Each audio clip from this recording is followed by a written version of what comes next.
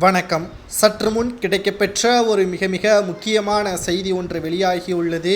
அதிமுகவின் முன்னாள் அமைச்சர் வைத்திலிங்கம் அவர்களை திகார் சிறைச்சாலையில் அடைப்பதற்கான ஏற்பாடுகள் நடைபெற்று கொண்டிருக்கிறது. சுமார் 27 கோடி ரூபாய் ஊழல் செய்திருப்பதாகவும், அதிமுகவின் ஆட்சியின் பொழுது இந்த ஊழல் அதிக அளவு செய்ததன் காரணமாக தற்பொழுது காவல்துறை அதிகாரிகளும் லஞ்ச ஒழிப்புத்துறை அதிகாரிகளும் விசாரணையை நடத்தி வருகிறார்கள்.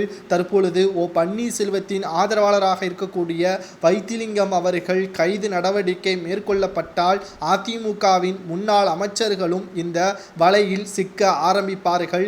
இது பாஜகவிற்கு மிகப்பெரிய ஒரு பக்கபலமாக மாறும். தற்பொழுது அதிமுகவில் எடப்பாடி, OPS என்று போட்டி இருக்கக்கூடிய நிலையில் பாஜகவிற்கு தேவை இவர்கள் இருவரும் ஒன்றாக இணைய வேண்டும். பாஜகவை 2021 சட்டமன்ற தேர்தலுக்கு பிறகுதான் எதிர்க்க ஆரம்பித்தார்கள். 2021 சட்டமன்ற தேர்தலுக்கு பிறகு பாஜகவை எதிர்க்க ஆரம்பித்த அதிமுக OPS அவர்களையும் கட்சியிலிருந்து எடப்பாடி நீக்கி முழுமையாக அதிமுகவை தன் வசப்படுத்தினார் எடப்பாடி பழனிசாமி அவர்கள்.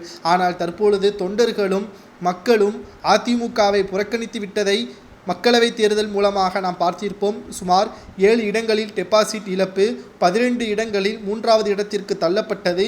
எடப்பாடி பழனிசாமியின் தலைமை சரியில்லை என்ற அனைத்து விவாதங்களும் பேசப்பட்டது.